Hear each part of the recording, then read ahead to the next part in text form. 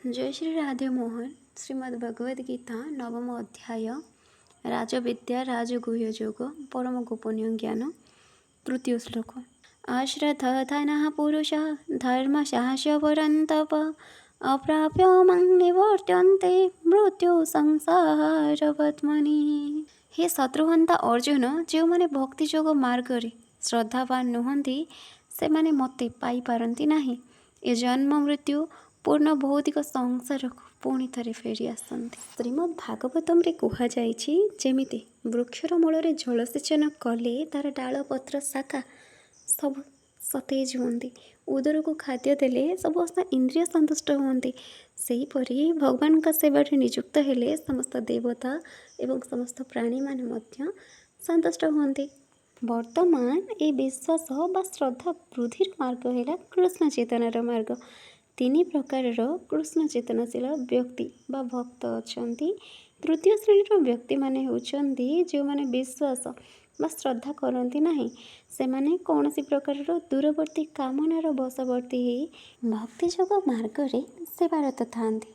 तेबे से माने सर्वोच्च सिद्धि लाभ करिपारिबे नाही। किछि समय परे से माने पथच्युत हुअन्ति। से माने ईश्वरंकर सेवारे नियुक्त होइथांती, किंतु पूर्णतः श्रद्धा नथिबारु से मार्ग रे अग्रगति करबा अत्यंत कष्टकर हो पड़े। केवल संपूर्ण समर्पण भाव रे पूर्ण श्रद्धा विश्वास सहित जड़े व्यक्ति कृष्ण चेतना मार्ग रे अग्रसर हो पारे। जो व्यक्ति भक्ति शास्त्र बा भक्ति ग्रंथ भल रकम पाठ कर ज्ञान हासिल करिछि एवं दृढ़ विश्वास पोषण करने स्तर को आसी जाइछि, तेबे ताको कृष्ण चेतना मार्ग रे प्रथम श्रेणी भक्त बोली कहुजिबो। तेबे द्वितीय श्रेणीर भक्त से माने जो माने भक्ति ग्रंथ पाठ करी हृदयंगम करिबारे अधिक पारदर्शिता लाभ करिनाहांती, किंतु स्वतः सेमानंकर ए विश्वास जात होइछि जे कृष्ण भक्ति बा कृष्ण सेवा ही उत्तम पंथा। यही विश्वास बशवर्ती ही से माने ए मार्ग को ग्रहण करि नेछन्ती। एणु तृतीय श्रेणीर भक्त अपेक्षा अधिक उन्नत, कारण तृतीय श्रेणीर भक्तंकर पूर्ण ज्ञान न थाए कि भक्त संगरे रही सरल भाव रे याको ग्रहण करिवार चेष्टा करिवारे विश्वास मध्य न थाए। तृतीय श्रेणीर भक्तर पतन हो पारे, किंतु जे एही मार्ग रे द्वितीय श्रेणी रे बा प्रथम श्रेणी रे अछि तांकर पतन असंभव।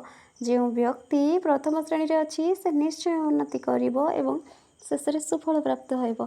एवं तृतीय श्रेणीर भक्तर जदियो एही धारणा थाए जे कृष्ण चेतना ही उत्तम, तथापि श्रीमद् भागवतम एवं भगवद गीता आदि शास्त्र मानंकरु प्राप्त कृष्ण संबंधी ज्ञान तार न थाए।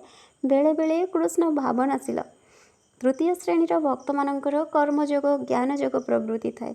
बेले बेले विचलित हो पड़ती, किंतु जेतेबेले सेमानंकर कर्मयोग ज्ञानयोग रूपक डिया रोग लोप पाई जाए सेतेबेले द्वितीय श्रेणी किंबा प्रथम श्रेणीर भक्त हो जाती।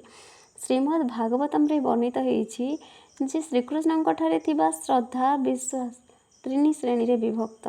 श्रीमद् भागवतम एकादश स्कंद रे प्रथम श्रेणी श्रद्धा, द्वितीय श्रेणी श्रद्धा एवं तृतीय श्रेणी श्रद्धा संपर्क रे वर्णना करा जाइछि। श्रीकृष्णଙ୍କ संपर्क रे श्रीकृष्णଙ୍କ सेवार महात्म्य संपर्क रे शुणिबा परे मध्य जे मानकर श्रद्धा उत्पन्न न हुए, जे माने भावंती जे यह केवल स्तुति गान बा प्रशंसा गान अटे, तेबे सेमाने भक्ति जोग मार्ग रे कृष्ण सेवारे नियुक्त होइतिले सुद्धा ए मार्ग सेमानकु कठिन जना पड़े। ए प्रकार लोकंकर पूर्णता लाभर खूब कम आशा थाए।